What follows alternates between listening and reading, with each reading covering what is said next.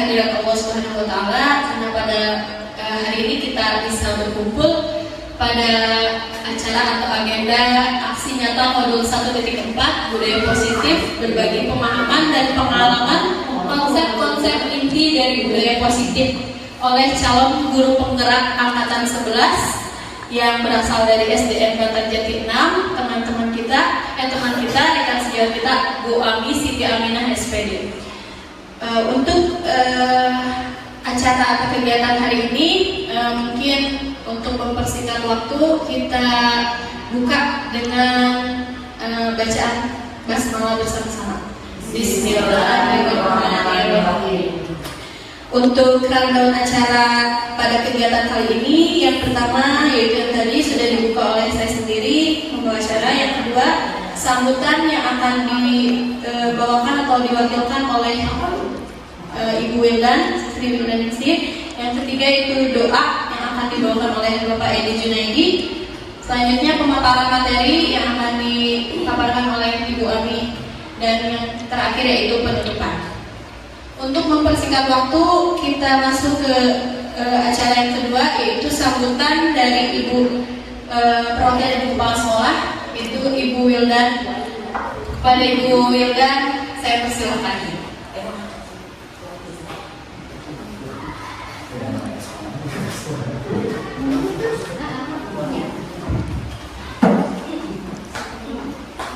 Bismillahirrahmanirrahim. Assalamualaikum warahmatullahi wabarakatuh.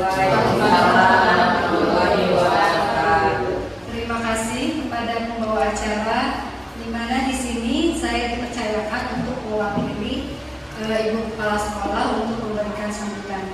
Alhamdulillah pada hari ini kita dapat berkumpul dalam acara desiminasi yang akan dibawakan oleh rekan kita calon guru penggerak angkatan 11 yaitu Ibu Ami Siti Aminah, di mana hari ini desiminasinya tentang aksi nyata modul 1.4 tentang budaya positif dengan tema berbagi pemahaman dan pengalaman konsep-konsep inti dari budaya positif.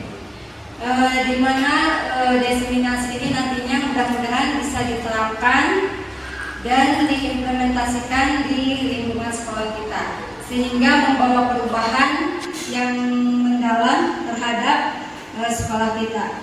Mungkin itu saja yang dapat saya sampaikan, kurang lebihnya mohon maaf. Assalamualaikum warahmatullahi wabarakatuh. Waalaikumsalam. Bapak Ustadz Edi Junaidi, saya persilakan.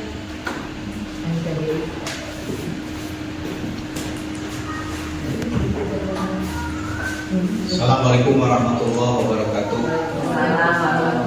Baiklah Bapak Ibu sekalian, sebelum kita melanjutkan agenda atau acara pada pagi menjelang siang hari ini, kita mohon kepada Allah Subhanahu wa taala berdoa mudah-mudahan acara pada kesempatan ini diberikan kelancaran dan kemudahan, juga ada hikmah dan manfaat untuk kita semua ke depannya. Membaca doa, kita sama-sama membacakan suratul Fatihah. Ala hazihi niyah wa ala kulli niyatin sholihah wassalamah. Al-Fatihah. A'udzu billahi minasyaitonir rajim. Bismillahirrahmanirrahim. Alhamdulillahirabbil alamin arrahmanir rahim maliki yaumiddin. Iyyaka na'budu wa iyyaka nasta'in ihdinas siratal mustaqim. Siratal ladzina an'amta 'alaihim ghairil maghdubi 'alaihim waladdallin. Assalamualaikum warahmatullahi wabarakatuh.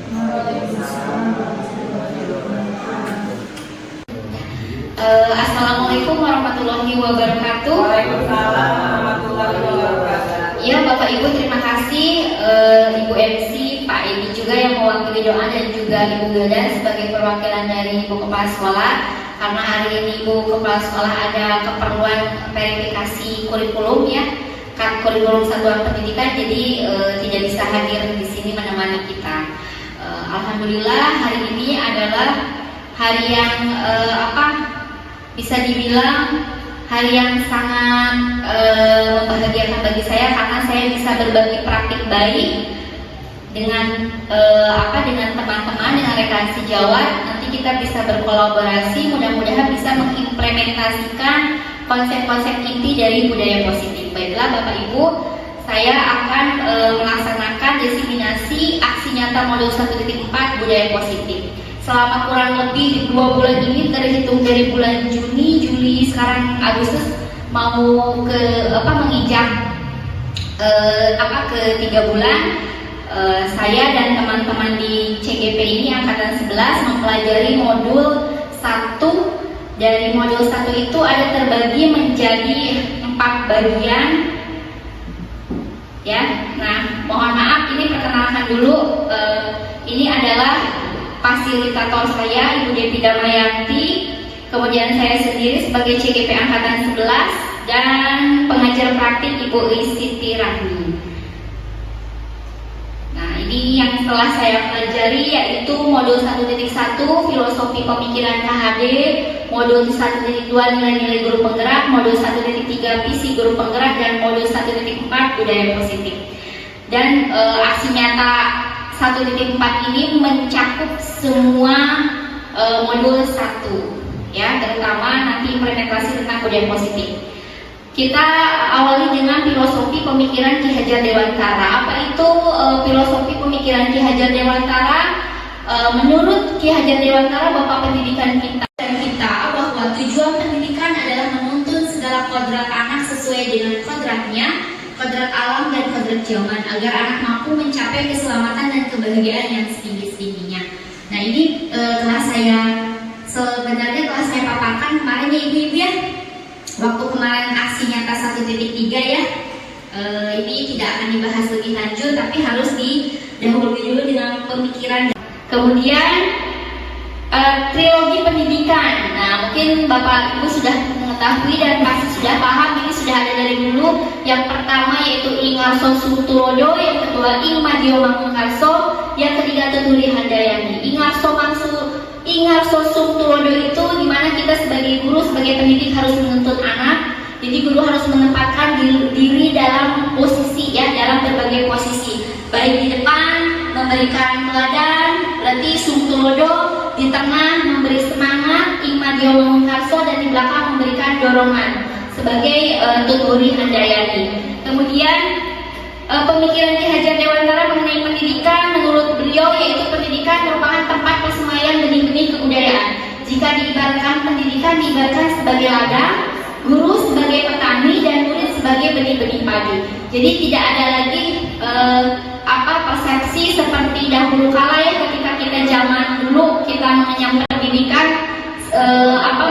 pedagogi itu dulu ada seorang pakar pendidikan bilang bahwa anak itu ibaratkan kertas kosong yang gurunya itu harus kita isi. Nah, sekarang kembali lagi ke filosofi pemikiran Ki Hajar Dewantara bahwa murid itu diibaratkan sebagai benih yang sudah ada sudah ada pembawaannya, kemudian tinggal petani, ya, petani itu, guru itu sebagai petani, kita tinggal poles, kita tinggal rawat agar benih padi tersebut tumbuh subur dan bagus, tergantung dari keterampilan petani, berarti keterampilan kita guru dalam merawat dan memeliharanya.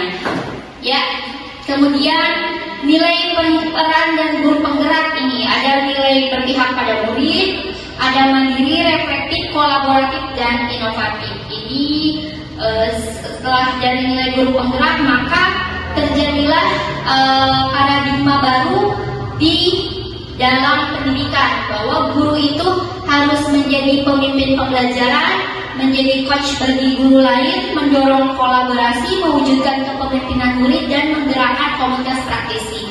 Dan ini sudah kita laksanakan ya. Di sini kita alhamdulillah ada Komel Sehat Cerdas Ceria, kemudian mendorong kolaborasi. Alhamdulillah sekarang sudah terjalin kolaborasi antara saya sebagai CGP dan juga ibu bapak sebagai rekan sejawat saya. Kemudian visi guru penggerak ya.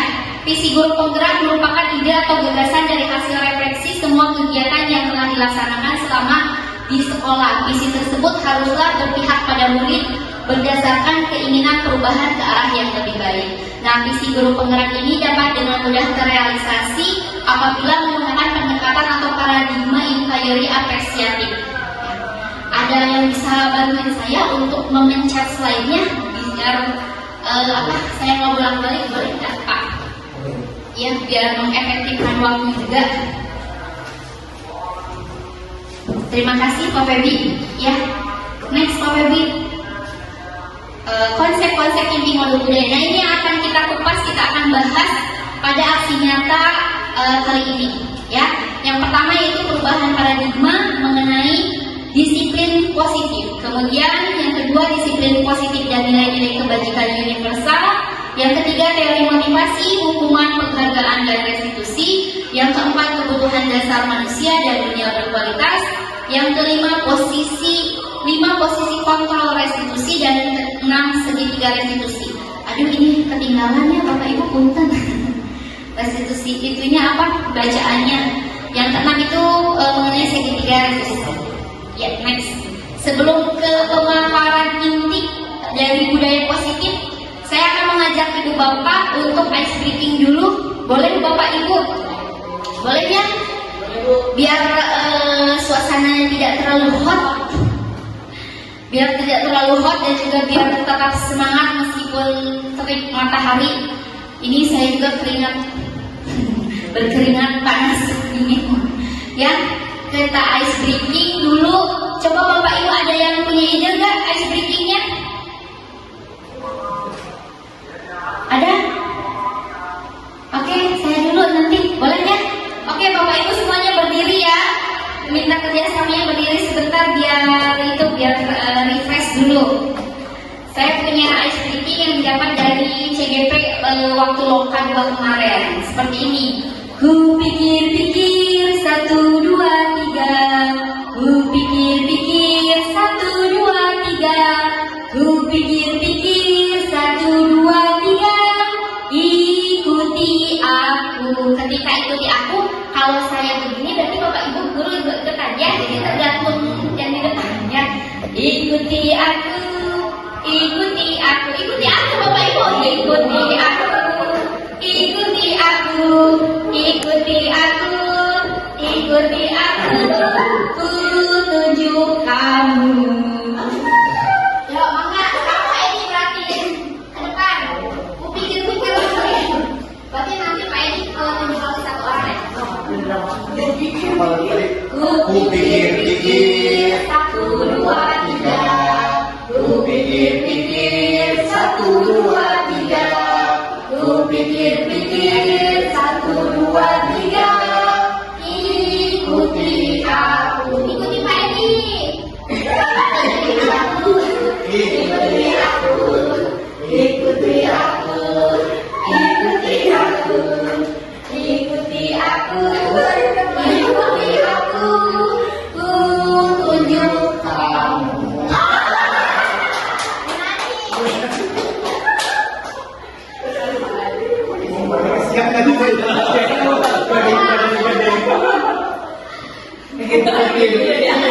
Ya, ikutin ya. Ku pikir-pikir 1, 2, 3. Ku pikir-pikir 1, 2, 3. Ku pikir-pikir 1, 2, 3. Ikuti aku. Ikuti aku. Ikuti aku. Ikuti aku. Ikuti aku. Untuk kamu.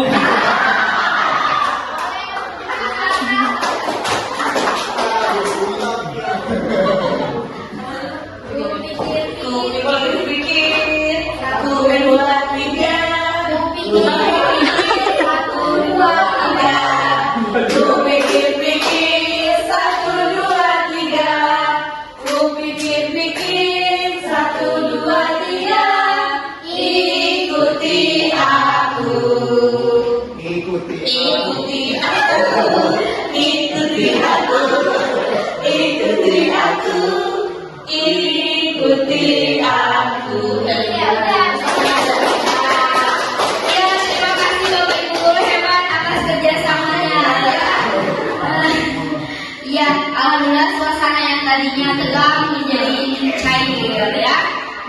kembali lagi ke sini. Terima kasih Ibu Ruby, Pak Edi, Ibu Nani atas kerjasamanya.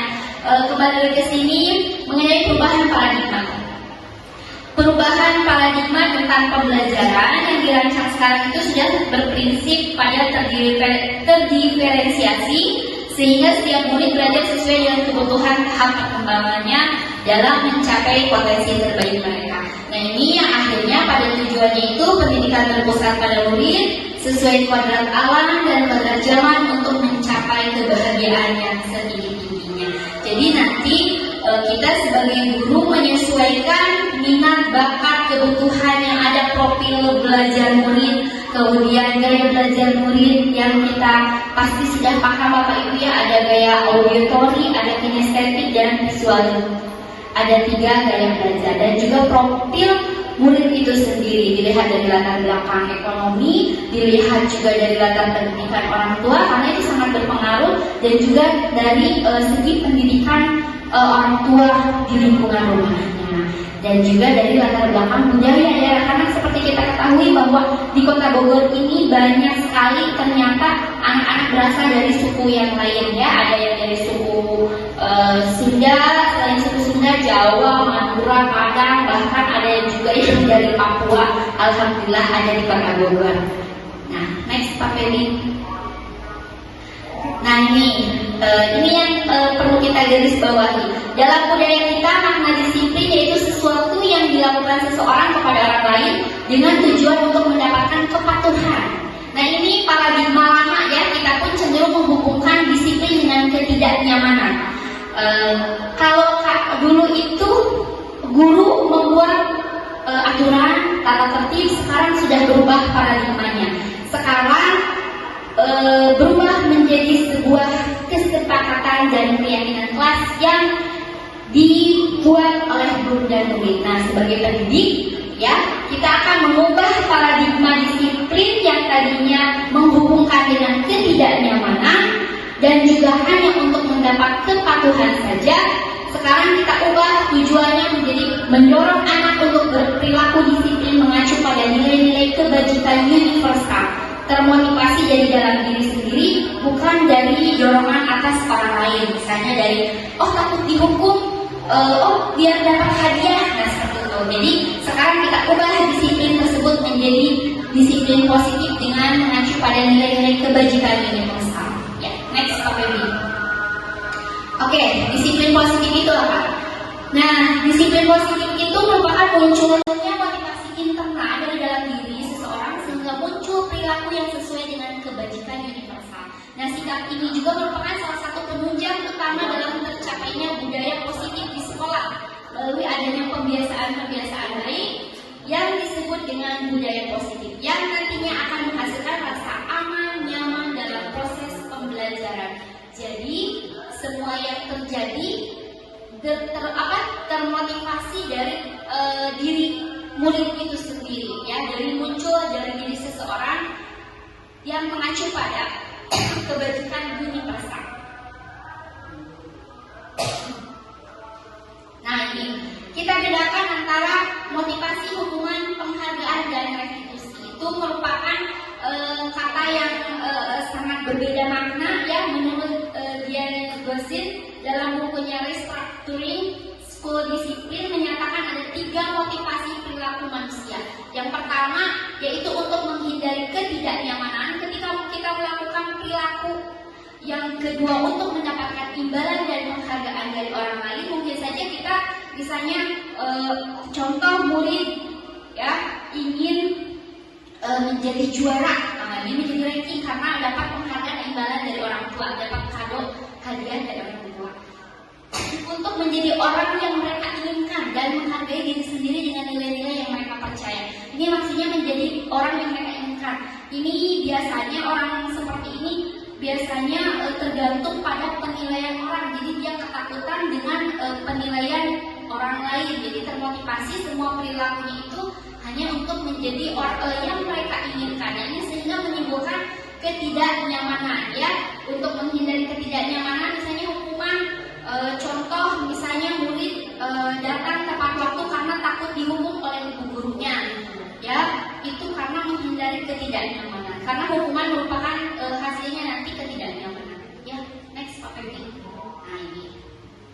Restitusi itu apa? Nah, restitusi itu adalah proses menciptakan kondisi bagi murid untuk memperbaiki kesalahan mereka sehingga mereka bisa kembali pada kelompok mereka dengan karakter yang lebih kuat. Jadi sebetulnya anak tersebut juga sudah paham bahwa yang dilakukan itu salah. Nah, sebagai guru berarti mengambil kembali jalur yang betul, jalur yang lurus ya, sesuai dengan persepsi awal, konsepsi awal bahwa oh hal seperti ini tuh harusnya begini loh. Nah, kita luruskan lagi, kita perbaiki lagi. Ini restitusi. Jadi restitusi ini merupakan proses kolaboratif yang mengajarkan murid untuk mencari solusi untuk masalah mereka. Jadi kalau dulu itu masih guru yang menghukum ya, cenderung menjadi penghukum guru itu, dan penghukum, pemantau, ada juga yang sebagai teman.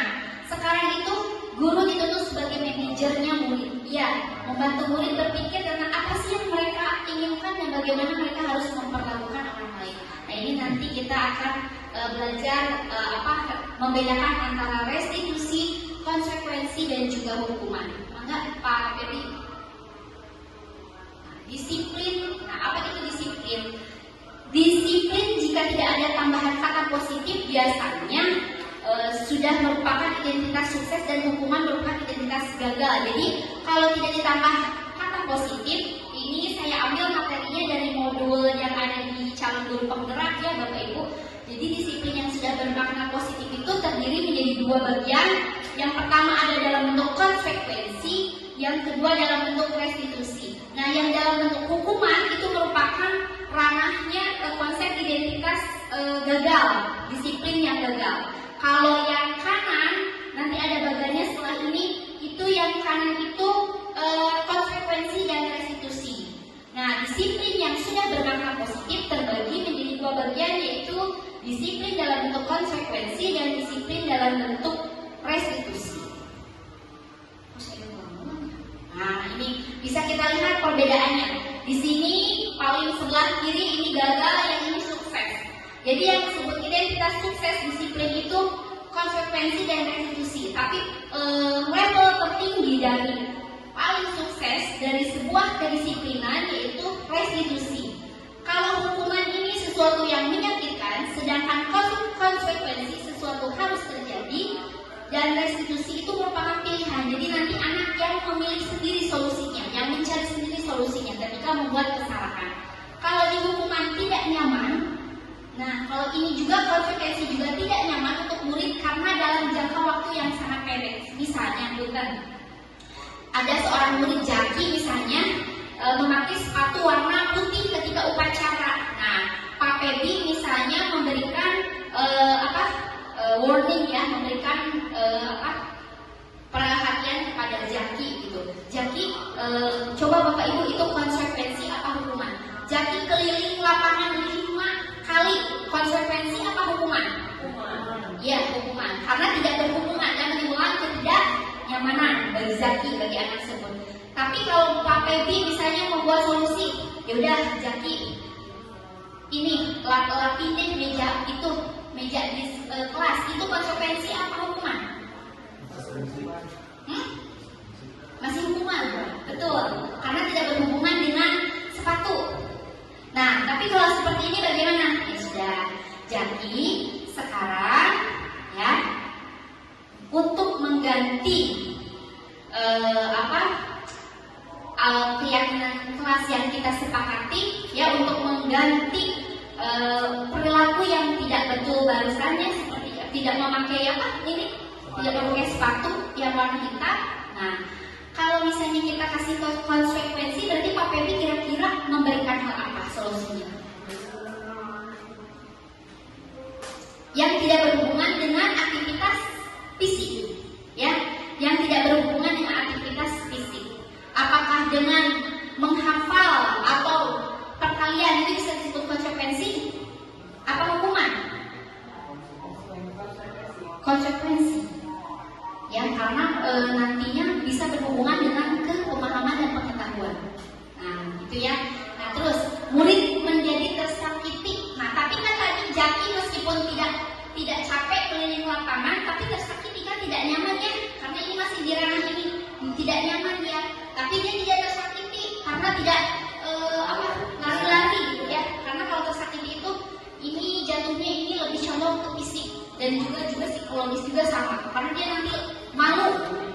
dilihat oleh orang lain ya. Jadi hubungannya dengan pembulian. Nah, kemudian ini sistem tidak akan berjalan bila murid tidak takut. Nah, ya hukuman seperti kemarin Arka main di musola gitu kan. Nah, diberi hukuman itu dia tidak akan takut karena kalau misalnya udah dihukum nantinya pulang lagi. Iya.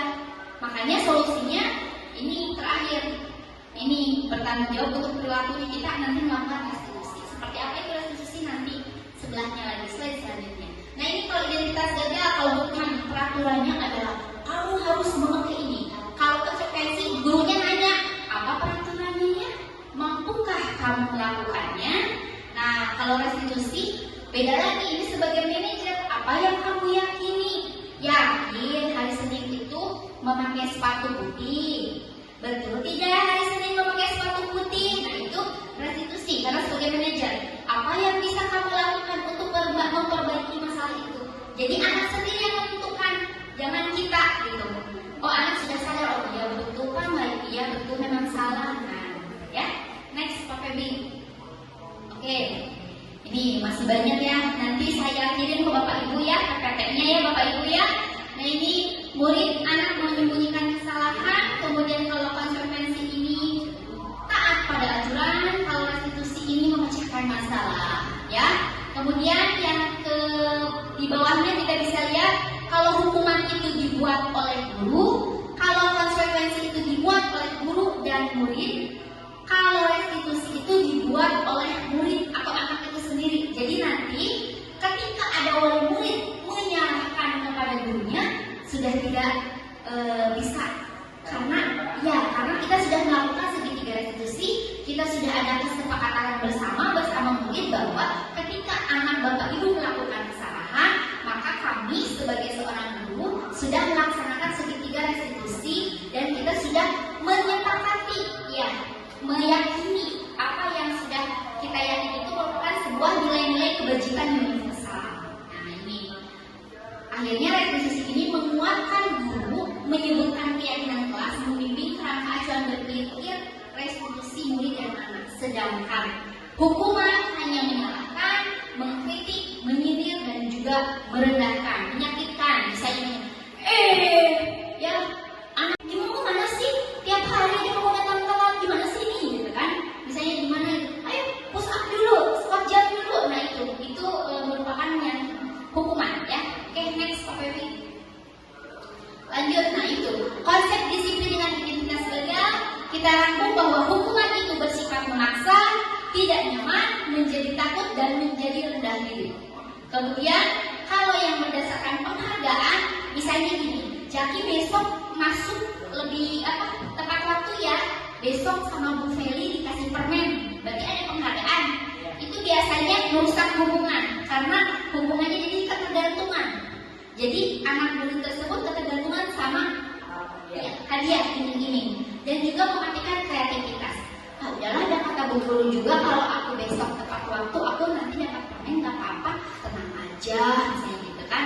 Kan kemarin juga jam 6:45 aku dikasih hadiah, maka terus aja. Jadi dia nggak berpikir untuk, jadi pikirannya itu statis, nggak dinamis. Nantinya nggak berpikir, oh iya saya nanti lebih tepat waktu 6:30 deh biar misalnya diberikan hadiah yang lebih besar. Tidak berpikir ke situ karena sudah stuck di sini bahwa jam 6:45 ada sekolah pasti saya kasih hadiah satu mobil gitu ya. Dan juga contoh-contoh lainnya. Oke, Pak Febi, next. Konsep disiplin dengan identitas sukses. Nah, konsekuensi itu penguatan hanya bertahan dalam jangka waktu pendek, memerlukan monitoring dan supervisi terus-menerus, sedangkan restitusi masalah terbesarkan, murid belajar bertanggung jawab untuk perilakunya, juga murid akan menghargai dirinya dan juga orang lain. Ya. Oke, selanjutnya hukuman. Nah, ini hukuman bersifat tidak terencana, tiba-tiba, tapi kalau konsekuensi itu sudah terencana dan sudah disepakati. Ya, biasanya konsekuensi itu memang tidak nyaman bagi murid, tapi hanya jangka pendek. Sedangkan hukuman itu biasanya berupa fisik maupun psikis. Kemarin sudah dibahas kasus pembulian yang ada di Korea sampai ada viral yang bunuh diri itu dihukum oleh gurunya di depan murid yang lain sehingga murid tersebut rendah diri, akhirnya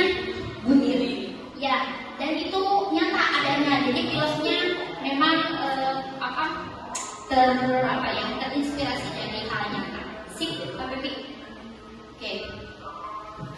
Mari kita berlatih. Nah, Bapak Ibu, coba ini kita bedakan apakah konsekuensi hukuman atau konsekuensi dan konsekuensi. Karena terlambat siswa diminta mencatat 100 kali kalimat. Saya tidak akan terlambat lagi. Betul konsekuensi? Harusnya? Iya, betul hukuman. Karena tidak ada hubungannya ya dengan terlambat siswa diminta mencatat 100 kali kalimat. Berjemur di lapangan basket, ya betul, ngagowekeun. Ya, itu benar, ngagowekeun. Berjemur di lapangan basket pukul 12 siang karena mengobrol dengan teman saat jam pembelajaran. Hukuman, karena itu menyakiti ya. Membersihkan toilet karena mematahkan pensil milik teman. Hukuman juga. Membersihkan coretan yang dibuat di meja tulis. Konsekuensi paling membersihkan tumpahan air di meja tulis karena tersenggol pada saat belajar. Konsekuensi, iya, berarti ini sudah betul. Terima kasih Bapak Ibu Guru. Harap hebat, tepuk tangan dulu. Lanjut. Iya, kembali kasih saatnya. Nah ini coba Bapak Ibu, mengapa kita memiliki peraturan tentang penggunaan helm pada saat mengendarai kendaraan di bawah motor? Kemungkinan jawabannya pasti beda-beda. Menurut saya, keselamatan. Menurut Pak Edi? Peraturan. Menurut Bu Dwi? Peraturan dan takut ditilang. Ya. Menurut Bu Rena? Keselamatan. Menurut Pak Adit? Keselamatan. Menurut Bu Nani? Bu Wilda? Iya. Kemudian Bu Nika? Bu Tika? Iya, Bu Tika? Keselamatan. Pak Kebi?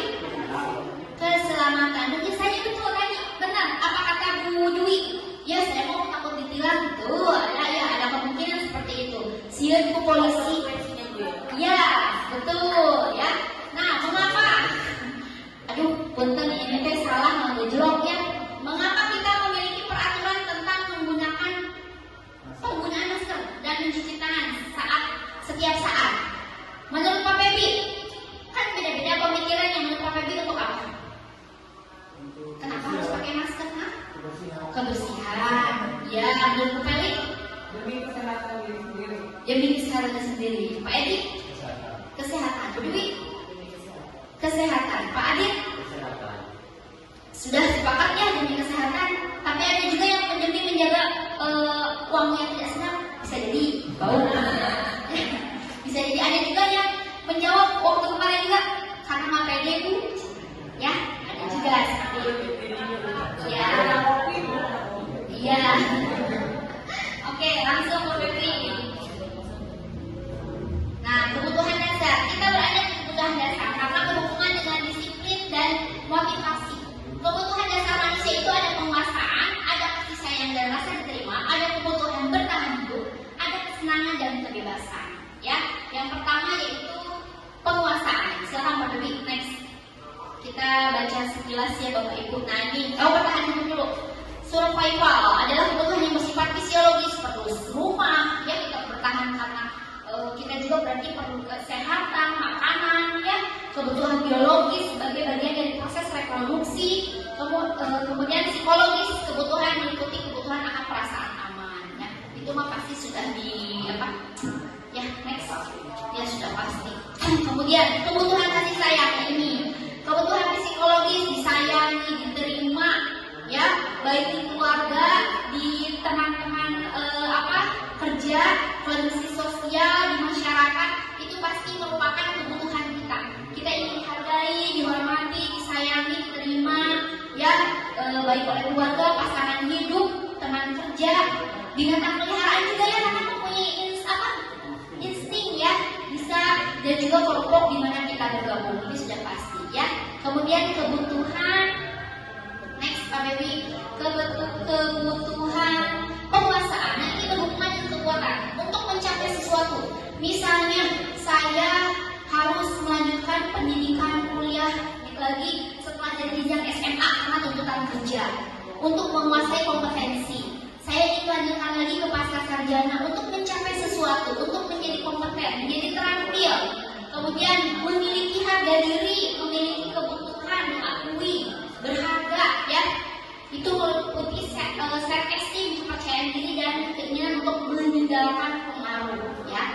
kemudian kebutuhan selanjutnya yaitu kebebasan. Nah ini bisa bebas ya, mengendalikan arah hidup seseorang ya. Kemudian anak-anak juga pengen bebas bergerak, jadi biarkan saja dia bapak ibu nanti anak-anaknya jangan kalau di kelas jangan suruh cici ya, biarkan dulu ada saatnya mereka bergerak, kemudian suka mencoba, kemudian tidak terlalu terpengaruh orang lain dan senang mencoba hal baru. Itu kebebasan. Misalnya Pak Febi ingin belajar setir mobil dari umur 12 tahun. Nah itu kebebasan yang terkendali atau tidak terkendali? Tidak terkendali karena tidak sesuai dengan umur. Kesenangan, mencari kesenangan, bermain, tertawa, misalnya ngopi-ngopi sama temennya, gitu kan? Pak Edi misalnya refreshing sama istri tercinta, dia gunani sama hewan peliharaannya, sama si Kimi, misalnya gitu, Kimi sama namanya, sama Kiwi, terus Pak Febi sama Una, ya, nah itu kesenangan, ya. Jadi kita emang butuh kesenangan, ya. Oke, next. Nah, 5 posisi kontrol ini yang paling penting ya, yang harus diterapkan. Saya mendapat amanah ya dari pendidikan guru penggerak ini untuk disampaikan kepada Bapak Ibu guru, kepada teman sejawat, berkolaborasi untuk mengubah posisi kita yang tadinya dari nomor 1, 2, 3, 4 menjadi 5. Nah, ini level terendah itu penghukum. Penghukum itu menggunakan fisik maupun verbal. Kekurangannya murid akan marah, adanya rasa dendam, bisa jadi naudzubillah min dzalik, dia bisa sampai bunuh diri, murid lebih agresif. Jadi kan suka ada yang ini, anak tadi dimarahin malah beki ngalunjak cenaya gitu. Ngadoja itu menguji ya, ngalunjak itu mau maki-maki. Nah itu karena posisi guru itu ya ada di penghukum. Jadi efeknya ke murid.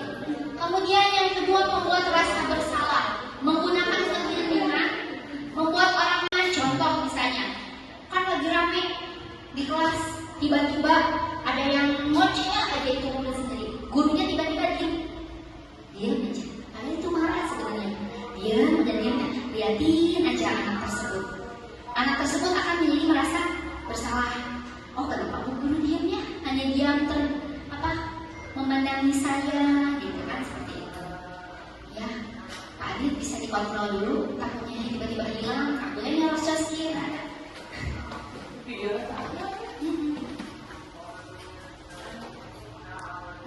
aman ya. Pemantau, guru mengawasi dan bertanggung jawab atas perilaku, ya. Nah, kekurangannya murid merasa tidak nyaman karena diawasi. Kata Pak Febi, Jaki sama Bapak ya dipantau selama seminggu ini. Kalau Febi misalnya, kalau Jaki masih jaya sama temennya, masih usia sama temennya, nih Bapak bisa panggil orang tuanya, itu memantau. Anak itu masih tidak nyaman, jadi mau bergerak itu susah, ya, bisa berekspresi. Kemudian teman, nah ini menggunakan hubungan baik dan memang ada positifnya, tapi kekurangannya ketergantungan kepada guru. Kan suka ada yang muridnya lelenggokan ya. Apa ya bahasa Indonesia kan? Bapak Ibu, punten kalau lelenggokan teh apa bahasa Indonesia? Manja gitu. Melaju, ya, karena guru memposisikan sebagai teman, gitu ya. Boleh kita memposisikan sebagai teman, ada saatnya, tapi ternyata ya yang paling aman dari semua posisi kontrol ini adalah manajer, di mana guru berbuat sesuatu bersama dengan murid, mempersilahkan murid mempertanggungjawabkan perilakunya, mendorong murid agar dapat menemukan solusi atas permasalahannya sendiri. Jadi guru hanya sebagai fasilitator saja menemukan solusi. Kalau tapi kebanyakan kalau yang saya lihat yang sekarang itu viral di dunia medsos itu rata-rata guru sebagai temannya, ya sahabat, ya, untuk berkolaborasi. Tapi boleh, tapi di mix and match, jadi campur antara teman dan manajer. Tapi level tertinggi dari 5 posisi kontrol ini adalah sebagai manajer. Nah ini harus diimplementasikan oleh kita sebagai seorang pendidik. Silakan Pak Febi. Oke, menghukum. Kalau menghukum, pasti gurunya bilang begini, patuhi aturan saya atau kelas. Nah, kamu selalu saja salah. Nah, pasti selalu yang terakhir selesai. Nah, ini biasanya tidak berhasil ya, ke muridnya juga. Nah, tapi gurunya senantiasa percaya bahwa itu tuh menurut dia sebagai seorang penghukum berhasil, padahal bagi murid itu identitas gagal. Kemudian lanjut Pak Bebi, sebagai penghukum, ini sudah ya, kemungkinan murid marah, menghindar, agresif, sudah kita lewat saja. Nah, pembuat merasa bersalah, nah ini biasanya hening, gurunya dia ramet diri, dia memandang aja murid tersebut yang bersalah. Ibu sangat kecewa sekali dengan kamu. Berapa kali Bapak harus ngomong, sabar halunya di bejaan Ibu, tak kalau sudah banget gitu ya. Nah, itu kan membuat rasa bersalah. Coba gimana kalau orang tua kamu tahu begini, kamu mau nggak dipanggil orang tuanya? Nah, itu merasa bersalah. Di posisi ini dia akan memiliki penilaian yang paling buruk ini. Yang ini membuat merasa bersalah ini. Kemarin itu saya di Universitas Cambridge ya, itu dibahas. Nah, ini ternyata dari 5 posisi kontrol yang paling membawa dampak atau impact yang sangat drastis bagi anak psikologisnya, membuat merasa bersalah. Karena anak merasakan rendah banget gitu. Ya aku tuh nggak ada apa-apanya Bu, karena aku udah dijadikan sama ibu seperti itu. Karena merasa bersalah, aku tuh nggak ada harganya, aku nggak ada nilainya gitu. Ini kebanyakan yang bunuh diri karena merasa tidak berharga. Jadi nggak ada self-esteemnya, nggak ada kepercayaan diri. Next, teman, guru pada posisi ini tidak akan menyakiti murid, namun akan tetap berupaya mengontrol murid melalui persuasi. Persuasi itu ajakan. Contohnya, ayolah bantulah demi Bapak ya. Ayo ingat tidak bantuan Bapak selama ini. Ya sudah, kali ini tidak apa-apa. Nanti Ibu bantu bereskan. Nah, ini biasanya ada positifnya, hubungannya baik antara guru dan murid, tapi ada negatifnya. Jadi dia ketergantungan. Ketika guru tersebut tidak bisa membantu, maka dia merasa dikecewakan, buntung, baper. Ya Ibu, kok gitu sih sama aku? Gitu kan ya, seperti itu. Oke, next. Pemantau. Nah, ini sudah ya, tadi pemantau sudah saya jelaskan. Ini tadi diperagakan tadi sama Pak Pepi ya. Oke, Pak Pepi lewat aja. Nah, manajer ini yang terakhir ya. Ini yang paling level tertinggi di antara 5 posisi kontrol yang harus dilaksanakan oleh guru. Seorang manajer akan berkata, apa yang kita yakini? Apakah kamu meyakininya? Jika kamu meyakininya, apakah kamu bersedia memperbaikinya? Jika kamu memperbaiki ini, hal ini menunjukkan apa tentang dirimu? Apa rencana kamu untuk memperbaiki hal ini? Nah, ini tugas kita mengontrol atau mengatur ya diri kita sendiri, berarti memanage kita, tapi bukan untuk mengatur perilaku seseorang. Justru di sini kita yang memanage diri sendiri dan juga yang membimbing, jadinya memanage diri kita agar kita bisa membimbing murid untuk mengatur dirinya sendiri.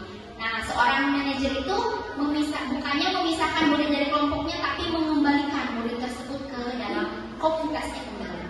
Ya, next Pak Bebi. Oke.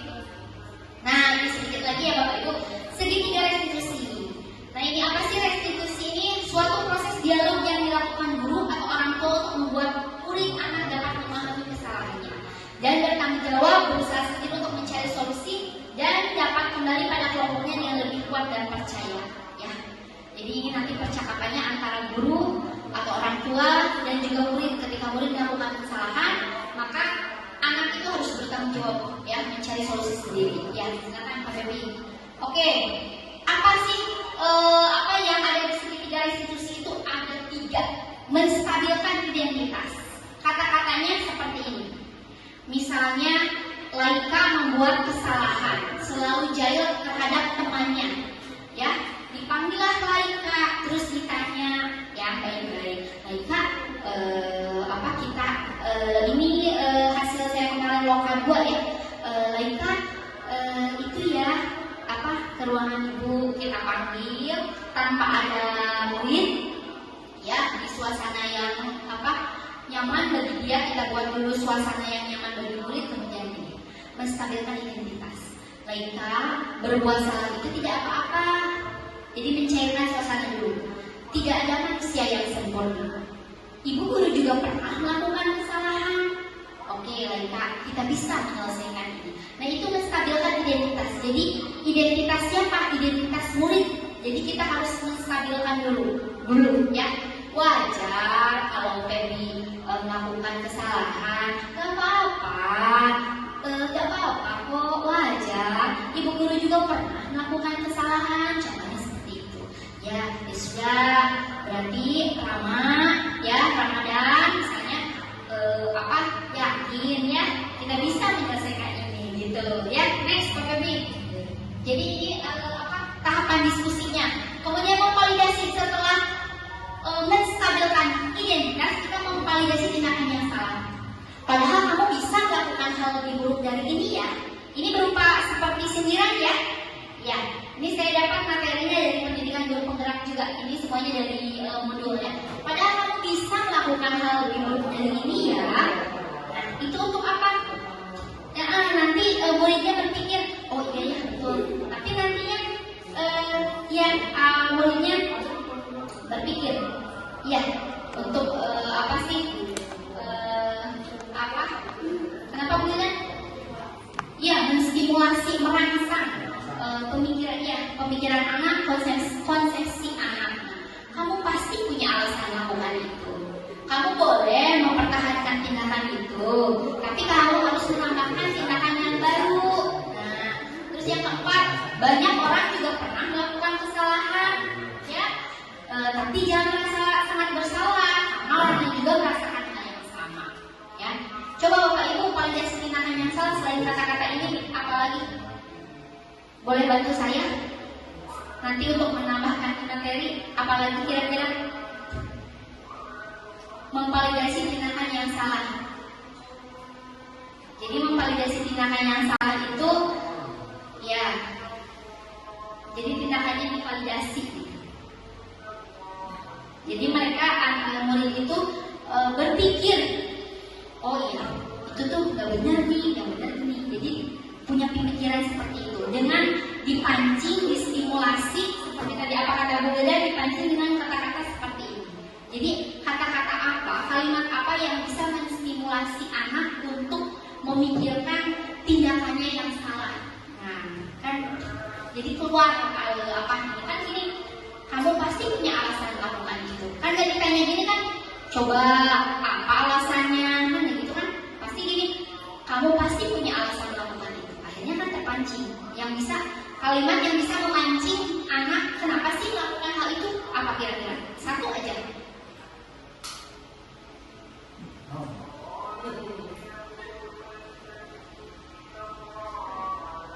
Apa Bu?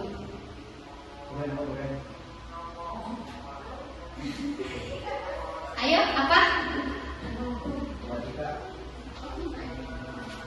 Kira-kira apa Pak? Bu?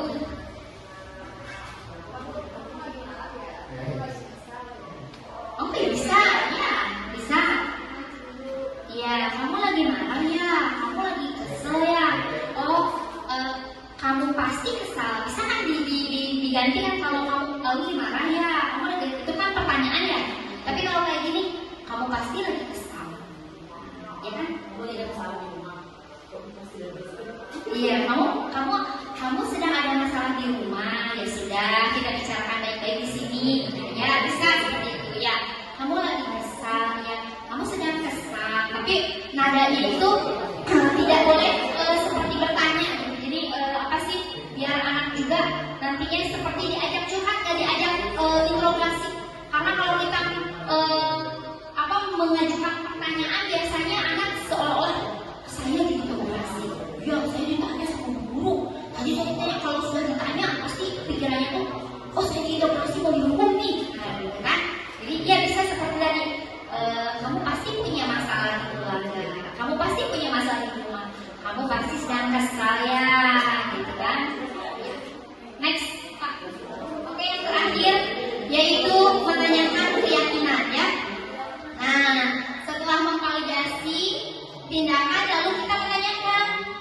apa yang kita percaya sebagai keluarga? Nah, apa nilai-nilai umum yang telah kita sepakati? Berarti anaknya nanti jawab, oh iya Bu, kan hari Senin nggak boleh pakai sepatu putih, harus hitam. Ini baru menanyakan, bertanya. Kemudian tapi tentang keyakinan, apa bayangan kita tentang kelas ideal? Apa menurutmu menurutmu solusi agar tidak mengganggu teman? Apa dampaknya mengganggu teman? Apa kamu yakin dengan mengganggu teman itu kamu merasa nyaman? Apa kamu yakin kalau kamu mengganggu teman saat belajar kamu jadi lebih memahami materi? Apa kamu yakin kalau kamu mengganggu teman yang sedang belajar kamu tidak dijauhi teman? Saya kan biasanya gitu ya. Oke, akhirnya kan berpikir, oh enggak Bu, ya. Jadi kita tanya, jadi apa dong nilai-nilai umum yang telah kita sepakati? Apa yang kita percaya sebagai keluarga? Berarti kita harus saling menghormati, saling menghargai, gitu. Ya, kembali lagi ke kebutuhan dasar manusia. Sip, Pak Pepi, next. Sedikit lagi. Oke, keyakinan kelas. Nah, dari yang segitiga restitusi, kita buat keyakinan kelas. Keyakinan kelas itu merupakan pernyataan universal. Universal itu apa Pak, Bu? Umum, ya umum. Yang diketahui, mudah diingat, dipahami dan harus ditetapkan. Dan bertujuan agar terciptanya perilaku ada kelas sekolah yang memiliki budaya positif. Next. Nah ini jadi sekarang bukan lagi peraturan tata tertib kelas 6, peraturan SDN dan pendidik 6 enggak. Sekarang berubah keyakinan warga SDN dan pendidik 6. Ini pembuatan keyakinan kelas dituliskan berupa pernyataan universal atau umum, dibuat dalam bentuk positif. Jadi dihilangkan kata tidak. Jadi ubah dengan kalimat yang positif. Jadi tidak boleh ada kata tidak ya, atau jangan ya, atau dilarang. Hendaknya tidak terlalu banyak sehingga mudah diingat. Contoh, dibuat dalam bentuk positif. Kalau dulu dilarang membuang sampah sembarangan, ubah Bu. Iya betul, ayo buang sampah pada tempatnya. Dilarang memakai perhiasan ke sekolah. Iya bisa betul ya. Tuh, perhiasan hendaknya disimpan di ya supaya hilang. Terus dipahami oleh semua warga sekolah. Semua warga sekolah hendaknya ikut berkontribusi dalam pembuatan keyakinan kelas dan bersedia meninjau kembali. Jadi nanti, oh ini apa Bu Dewi? Bu Tika, ayo buang sampah pada tempatnya. Itu kan, coba ternyata efektif. Ya udah, berarti lanjutkan terus. Kalau misalnya menyimpan perhiasan di rumah, ternyata masih tetap dibawa-bawa. Misalnya, berarti ubah lagi bisa apa? Ya. Misalnya apa lagi gitu ya. Nah, next, Pak. Oke, lanjut. Nah, ini keyakinan kelas yang sudah saya buat dengan murid-murid di kelas ya. Ini ada melaksanakan kegiatan tepat waktu, membudayakan sapa, senyum salam, saling menghargai dan menghormati, mengucapkan maaf, tolong, dan terima kasih, bersikap sopan dan berkata baik, menjaga dan memelihara lingkungan sekolah. Bapak Ibu ini ya, coba deh sedikit lagi kok. Ini dulu tepuk semangat dulu yang paling dan ding dulu. Nah, siap di mana? Semangat baru. Dan ding dung. Dan ding dung. Se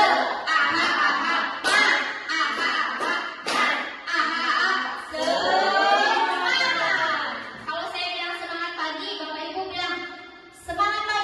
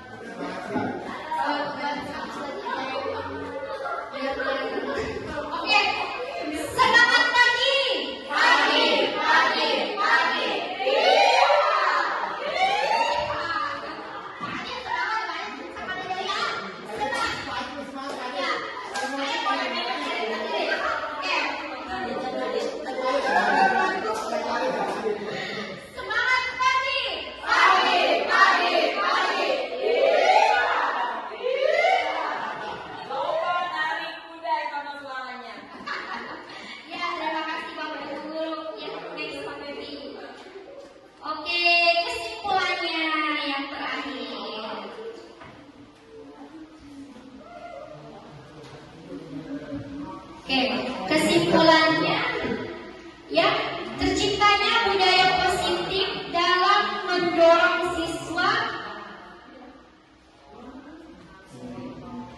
menumbuh kembangkan karakter siswa sesuai dengan profil pelajar Pancasila. Jadi pada akhirnya budaya positif ini dapat mendorong siswa menumbuhkan karakter siswa sesuai dengan profil pelajar Pancasila. Bapak Ibu, saya minta waktunya 5 menit lagi, ya. Punten, ada yang bersedia menjadi murid dan bersedia menjadi guru. Kita buat segitiga restitusi. Misalnya ada murid yang sedang bermasalah, contohnya murid tersebut sering sekali jahil pada saat belajar, usil aja. Ya, Pak jadi murid, gurunya silakan. Buat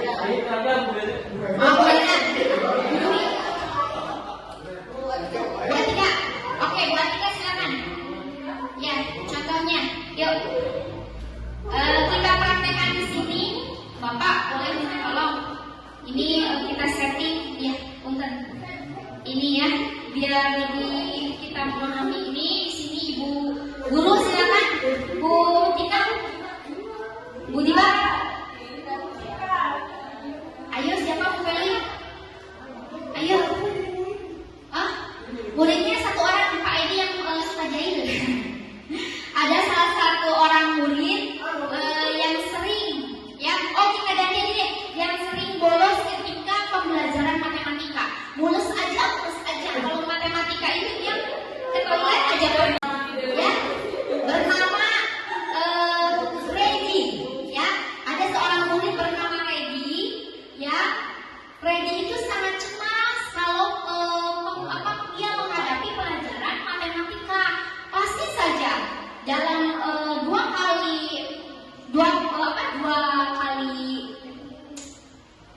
jam pelajaran itu ada sebanyak 5 kali mungkin ke toilet, berangkat lagi ke toilet, permisi lagi. Silakan Bu Atika bersedia sebagai itu gurunya melaksanakan segitiga restitusi. Yang lain Bu Feli boleh? Yuk, silakan. Ayo, acting sekarang acting. Pak Edi, Bu Feli sedang sedang ngajar. Pak Edi permisi ke belakang lagi gitu ya. Cuma apa itu lagi acting? Ya, kalau tadi Bapak mau mampu. Saya ke pipis dulu ya Bu ya. Oh, sama. Iya, sama Bapak. Karena Bapak yang sekarang yang punya panggungnya. Masuk lagi.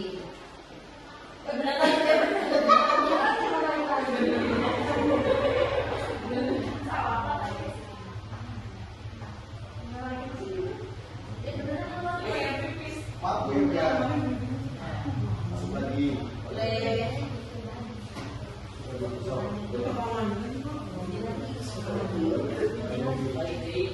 Bu di belakang Bu ya.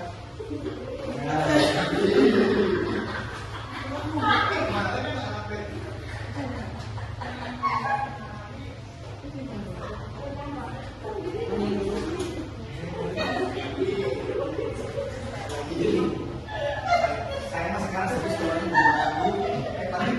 Coba Regi ke sini. Nanti setelah pulang sekolah kamu datang dulu ke kantor ya. Kita ngobrol dulu ya. Jangan lagi. Ya nanti kita pulang dulu ya. Hari ini kita sudah selesai pembelajarannya. Ya Bu.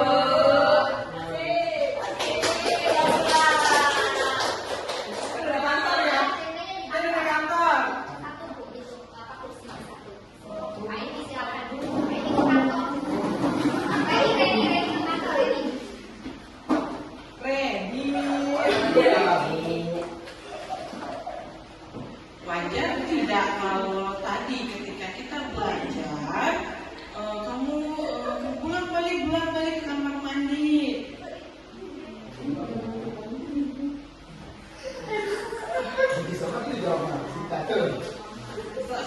Wajar sih ya kalau kamu bolak-balik ke kamar mandi. Ibu juga pernah merasakan sakit perut jadi bolak-balik ke kamar mandi.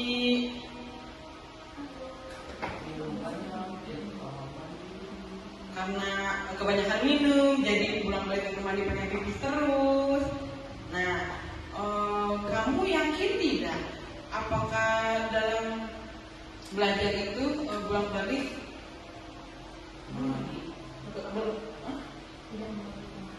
tidak mengganggu teman dan tidak mengganggu kamu saat belajar?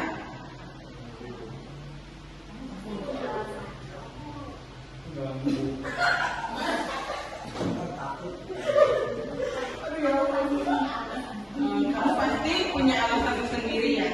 Coba kamu sebutkan alasannya kenapa? Saya susah bu kalau belajar MTQ, nggak bisa.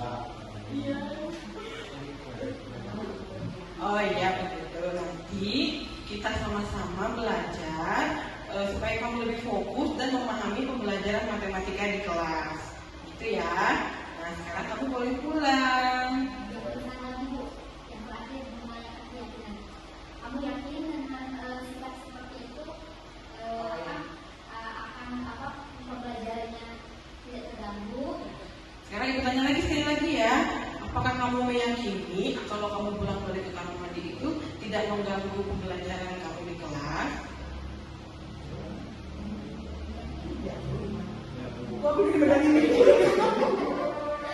Yakin bu? Yakin bu. Baik, kita aja bu ya. Ya, terima kasih. Aman pak.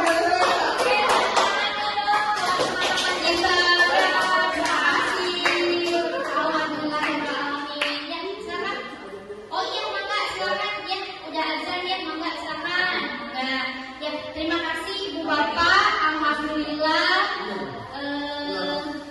ya pelaksanaan ya itulah yang menjadi restitusi ya yang dilakukan oleh Ibu Felia.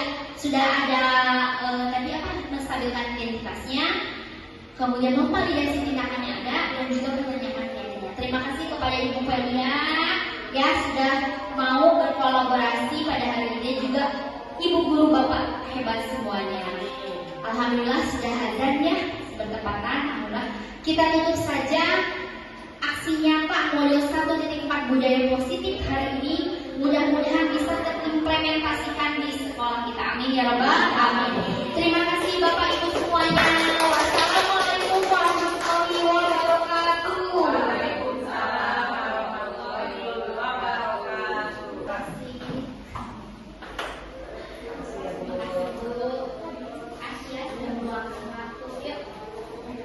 Ayo kita melingkar di sini. Yuk, terima kasih untuk kerjasamanya hari ini. SD Banda jadi 6 sehat.